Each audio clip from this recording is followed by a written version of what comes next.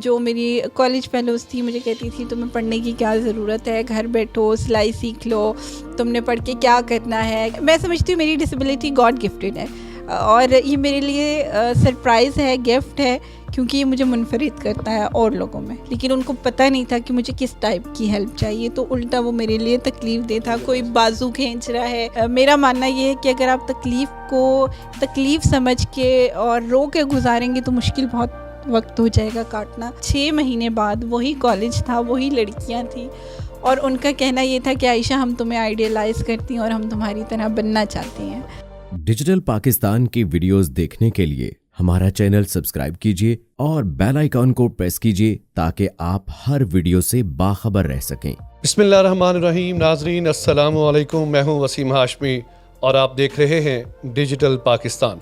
नाजरीन, आज की हमारी जो मोटिवेशनल स्टोरी है वो अज़्म हिम्मत की एक दास्तान है।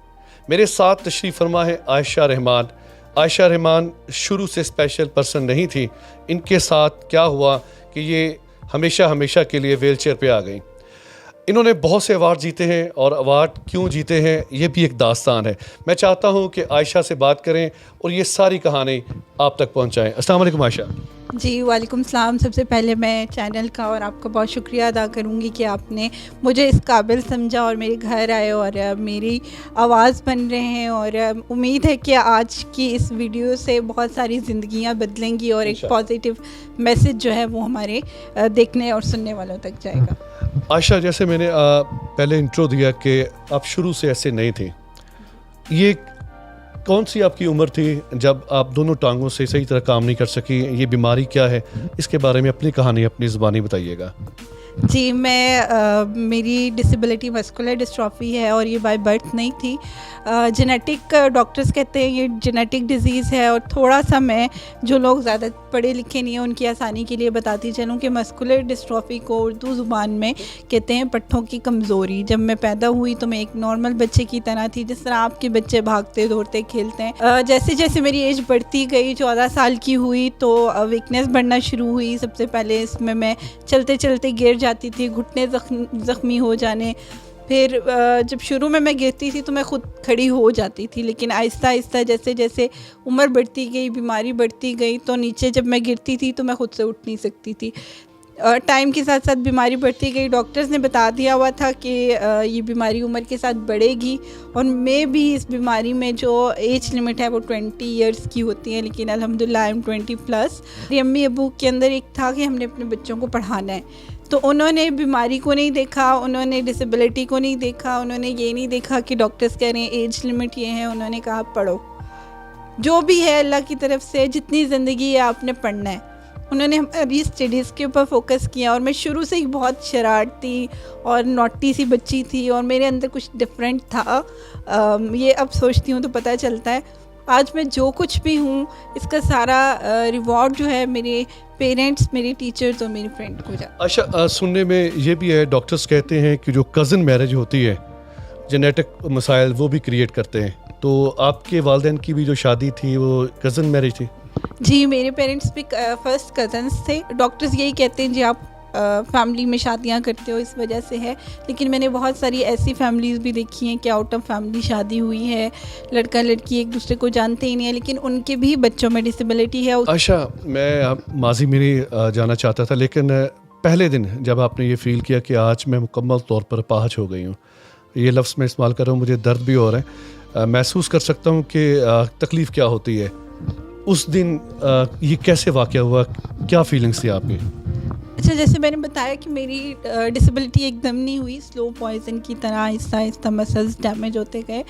एकदम से व्हील चेयर पे नहीं आई, स्टेप बाय स्टेप था। और यहाँ पे मैं बताऊँ हम 4 बहन भाई हैं और चारों ही डिसेबल्ड हैं। और अल्हम्दुलिल्लाह मेरे बड़े भाई, क्योंकि मुझसे 2 भाई बड़े, तो मैंने जब देखा कि मेरे बड़े भाई ने एक्सेप्ट कर ली है, व्हील चेयर को एक्सेप्ट कर लिया है और वो अपनी लाइफ में अल्हम्दुलिल्लाह पॉजिटिव चल रहे हैं, तो मुझे इस चीज़ को एक्सेप्ट करना मुश्किल नहीं था, क्योंकि मेरे सामने मेरी एग्जांपल्स थी, मेरे 2 भाई थे। हाँ, एक लड़की होने के नाते मेरे चैलेंजेस भाइयों से ज़रा डिफरेंट थे। जब मैं पहले दिन कॉलेज का था, मैं अपने घर से जब बस स्टॉप तक गई, चैलेंजेस मेरे लिए वहाँ से शुरू हो गए क्योंकि पहला चैलेंज ये था कि मैंने बस पे चढ़ना है और वो नॉर्मल लोगों के लिए मुश्किल नहीं था, लेकिन मेरे लिए बहुत मुश्किल था। खैर मेरी अम्मी मेरे साथ थी, उन्होंने हेल्प की, मुझे बस पे चढ़ाया। पाकिस्तानी कौम में ना जज्बा बड़ा है, हमदर्दी बड़ी है, वो हेल्प करने के लिए आगे आते हैं, लेकिन उनको तरीके नहीं पता। समटाइम हम किसी की हेल्प कर रहे होते हैं ना, हम उल्टा उसको तकलीफ़ में डाल देते हैं। तो वही बात हुई, मेरे हेल्प करने के लिए लड़कियां फेलोज़ आगे आई, लेकिन उनको पता नहीं था कि मुझे किस टाइप की हेल्प चाहिए, तो उल्टा वो मेरे लिए तकलीफ़ दे था। कोई बाजू खींच रहा है तो कोई टांगे पकड़ के, और इस तरह मतलब उनको समझ नहीं आ रही कि हम इसको ऊपर कैसे चढ़ाएं। खैर जैसे तैसे करके मैं बस पे चढ़ तो गई। जब मैं कॉलेज में गई, इंटर हुई, अब टाइम टेबल मिला मुझे और उसमें एक क्लास इधर है एक उधर है, तो वो सबसे बड़ा मेरे लिए चैलेंज था कि मैं कैसे मैनेज करूँगी। और फिर मैं आहिस्ता आहिस्ता जब सीढ़ियाँ चढ़ते उतरते एक क्लास में पहुँची, आधा पीरियड गुजर चुका था, फिर दूसरे में पहुँची, उसमें भी आधा पीरियड गुजर चुका था, क्योंकि रश होती है। मैं वेट करती थी रश ख़त्म हो तो मैं फिर जाऊँ। और उसी सारे उसमें मुझे जो मेरी क्लास फेलोज़ थी, जो मेरी कॉलेज फेलोज़ थी, मुझे कहती थी तुम्हें पढ़ने की क्या ज़रूरत है, घर बैठो सिलाई सीख लो, तुमने पढ़ के क्या करना है, क्या फ़ायदा तुम्हारे, इतनी मुश्किल। यानी कि इनकरेज नहीं करती थी वो। हाँ, उन्होंने डिस्करेज किया कि 4 बहन भाई हैं और सभी डिसेबल हैं, सभी के चलने की प्रॉब्लम है। मस्कुलर डिस्ट्रॉफी जो है ये फुल बॉडी में होती है, सिर्फ टांगों में नहीं, हाथों में भी होती है। हमारी हाथों की पावर भी नॉर्मल बंदों की तरह नहीं है। ग्रिप जो है अभी तक अल्हम्दुलिल्लाह मेरी अच्छी है, लेकिन मैं भी कुछ सालों तक मेरी एक ग्रिप है, और इवन कि मेरे मुंह पे एक मक्खी भी बैठे तो वो भी मैं नहीं उड़ा सकूं, ऐसी डिसेबिलिटी है। लेकिन मेरा मानना ये है कि अगर आप तकलीफ़ समझ के और रो के गुजारेंगे तो मुश्किल बहुत वक्त हो जाएगा काटना, लेकिन उसी बीमारी को अगर आप एंजॉय करते हुए और अल्लाह की देन समझ के, मैं समझती हूँ मेरी डिसेबिलिटी गॉड गिफ्टेड है, और ये मेरे लिए सरप्राइज़ है, गिफ्ट है, क्योंकि ये मुझे मुनफरिद करता है और लोगों में। अच्छा, आप तालीम याफ्ता हैं, आप खुद बता दिया, BILS, ये ज़रा बताइएगा कौन सी डिग्री है हमारे सामाईन नाजरीन को। जी, BILS ग्रेजुएशन है इन लाइब्रेरी साइंसेज में, और मैंने स्पेशल एजुकेशन में मास्टर्स भी किया हुआ है, साइकोलॉजी में भी मैंने ग्रेजुएशन की हुई है। बस मुझे उल्टे सीधे पंगे लेने का शौक़ था। एजुकेशन की बात हो रही है तो मैं यहाँ से ज़रा थोड़ा सा कंटिन्यू करूँगी अपनी कॉलेज लाइफ को। वो डे अभी मेरा कंप्लीट नहीं हुआ था, तो हमने बीच में थोड़ा सा ब्रेक लिया। तो जब मैं वापस आई घर, और बहुत पेनफुल, आप आइडिया लगा सकते हैं कि एक टीन एज में बच्चा और निकला है घर से और उसको ऐसी चीज़ें सुनने को मिली हैं।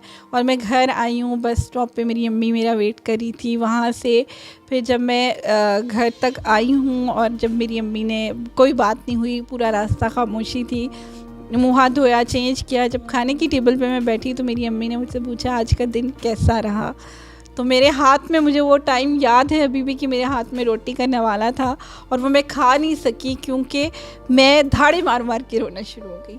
और मैं रो रही हूँ, मैं कह रही हूँ ये दुनिया बहुत बड़ी है, ये हमारे लिए नहीं बनी, मेरे लिए बहुत मुश्किल है, मैंने नहीं पढ़ना। तो मेरी अम्मी ने उस वक्त मुझे एक जुमला कहा था कि तुम्हें पढ़ने का शौक़ है, कुछ करना चाहती हो तो तुम्हें इन रवैयों से लड़ना पड़ेगा। वाह, क्या कहने। तो वो बात उस दिन मेरे दिल को ऐसी लगी कि मैं आपको बताऊं, 6 महीने बाद वही कॉलेज था, वही लड़कियां थी, और उनका कहना ये था कि आयशा हम तुम्हें आइडियलाइज़ करती हैं और हम तुम्हारी तरह बनना चाहते। अपने कॉलेज की वाहिद डिसेबल पर्सन थी, और मैंने उर्दू डिबेट और क्लास की CR रही मैं। फिर उसके अलावा मैं पाकिस्तान गर्ल्स गाइड की पहली डिसेबल मेंबर रही, जिसमें बहुत सारे कैंप्स मैंने अटेंड किए। पॉजिटिव रवैया बहुत ज़रूरी होता है। मेरा आज इस्लामाबाद का पहला कॉलेज, ईटन 4 कॉलेज, जहाँ से मैंने बैचलर्स किए हैं, वो व्हील चेयर एसेसिबल है। उसका क्रेडिट मैं अपनी टीचर के साथ साथ ये भी कहूँगी कि मेरा पॉजिटिव रवैया, कि कोई भी मुझे कुछ कहता था मैं स्माइल दे के गुजर जाती थी, मेरे पास उनको देने के लिए जवाब नहीं होता था। लेकिन अल्हम्दुलिल्लाह मेरी कामयाबी ने उनके हर टॉन्ट का, हर चीज़ का, कि जो वो मुझे डिग्रेड करती थी, उसका जवाब दिया। और आज हर बैच में G10 4 कॉलेज में 3 से 4 या 5 लड़कियां व्हील चेयर पे होती हैं, और मेरी टीचर्स कहती हैं कि हम तुम्हें दुआ देते हैं कि तुम्हारी वजह से यहाँ पे रैम्प बने और ये लोग आगे बढ़ें। और हम हर बच्ची को जो भी व्हीलचेयर पे यहाँ आती है हम उनको बताते हैं कि हमारी ये स्टूडेंट थी, फ़लाँ बैच की थी, उसने ये सारा करवाया है। तो वो मेरे लिए एक बड़ा प्राउड का, और आज भी कॉलेज की नोटिस बोर्ड पे मेरी पिक्चर लगी हुई है, तो ये मेरे लिए बहुत प्राउड की मोमेंट होती है। बड़े एजाज़ की बात होती है जिस इदारे में आप पढ़े वहाँ पे बोर्ड पे आपका नाम, तस्वीर लगी हो। आयशा तालीम हासिल कर ले, स्पेशल एजुकेशन कर ले, शादी कब की? अल्हम्दुलिल्लाह मेरी शादी को 3.5 साल हो गए हैं। आयशा घर का सारा काम खुद ही करती हैं, क्या मुश्किलात दरपेश होती हैं? सारा काम नहीं, सफाई वगैरह के लिए और मुझे हेल्पर की ज़रूरत होती है। लॉन्ड्री मेरी ऑटोमेटिक है। किचन में ये है कि मुझे खाना किसी और के हाथ का पसंद नहीं आता। नाज़रीन, इनके मजाजी खुदा जो हैं वो मेरे साथ हैं। नुमान भाई तशरीफ़ लाइएगा ज़रा। मजाजी खुदा जो हैं वो भी माशाल्लाह बहुत अच्छे इंसान हैं। इनसे हम बात करते हैं। सर बैठें। अस्सलाम वालेकुम नुमान भाई। अस्सलाम रहमतुल्लाहि व बरकातहू। कैसे गुजर रही है प्यारी सी ज़िंदगी? बहुत खूब, बहुत आला, माशाल्लाह। 3.5 साल हो गए। जी हाँ, अल्हम्दुलिल्लाह। बेगम साहब आपको बर्दाश्त कर रही हैं? बस दोनों तरफ एक जैसे ही माहौल है। एक जैसे हालात हैं। अच्छा नुमान भाई, कितना हाथ बटाते हैं भाभी का?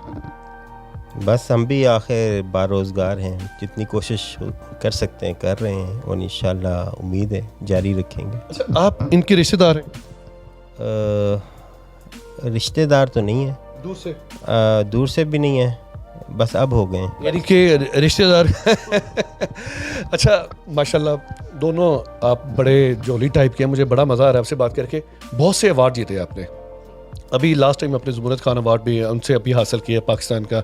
इनके बहुत बड़ी ये एजाज़ होती है कि एक डिसेबल पर्सन जब किसी काम में हाथ डाले और वो उसको अचीव कर ले। तो कितने अवार्ड्स आयशा आप हासिल कर चुकी हैं अब तक? गिने तो नहीं है, अनगिनत अवार्ड्स हैं। मैंने अवार्ड्स लेने के लिए या अपना नाम बनाने के लिए काम करना शुरू नहीं किया था। मैंने काम करने के लिए काम शुरू किया था। लेकिन अल्हम्दुलिल्लाह बहुत सारे लोग मिले, उन्होंने मेरे काम को रिकग्नाइज़ किया। मैं उनको थैंक यू कहूँगी कि उन्होंने मुझे इस काबिल समझा। और ना सिर्फ मैं आपको बताऊँ, मैंने नेशनल बल्कि इंटरनेशनल लेवल के दुबई से भी मेरे एक अवार्ड जो है आ चुका हुआ है। तो ये मेरे लिए ऑनर की बात है और अल्लाह मियाँ की मुझ पे ख़ास नज़र करम है, जो मैं समझती हूँ कि मेरे काम को सराहा जाता है। इवन अवार्ड्स मिल जाते हैं।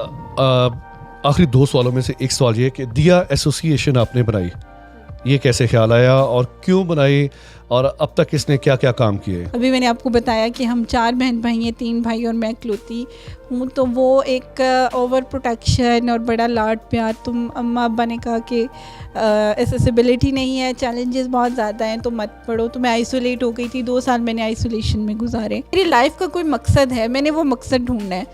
तो फिर मैंने ऑनलाइन जो है वो लोगों को मोटिवेट करना शुरू किया। बहुत सारे लोग फ्रेंड्स बने, मोटिवेट किया। तो उन्होंने कहा आप मोटिवेशन तो हमें दे रही हैं, पर हमारे पास व्हील चेयर्स नहीं हैं, हमारे पास अपॉर्चुनिटीज़ नहीं हैं। वहाँ से फिर मैं बाहर निकली कि मैं इनको फैसिलिटेट करूँ। और अल्हम्दुलिल्लाह 2-3 साल जो मैंने घर से काम किया, उसमें मैंने ऑल ओवर इन पाकिस्तान 100 से ज़्यादा व्हील चेयर डिस्ट्रीब्यूट करवाई, 10 यतीम लड़कियों की शादी करवाई और बहुत सारी ज़िंदगियाँ मैंने चेंज की। अल्लाह ने तब्दील करवाई है आपसे। अल्लाह ने तब्दील कराई, मैं वसीला बनी हूँ। नाज़रीन इकराम, दिया एसोसिएशन इस्लामाबाद में वाक़या है। अगर आप इनसे रब्ता कायम करना चाहें तो स्क्रीन पर इनका नंबर चल रहा है। जी, दिया का पेज भी है www.diya a drop of hope के नाम से। और हमारा कॉन्टेक्ट नंबर है 0331 019896।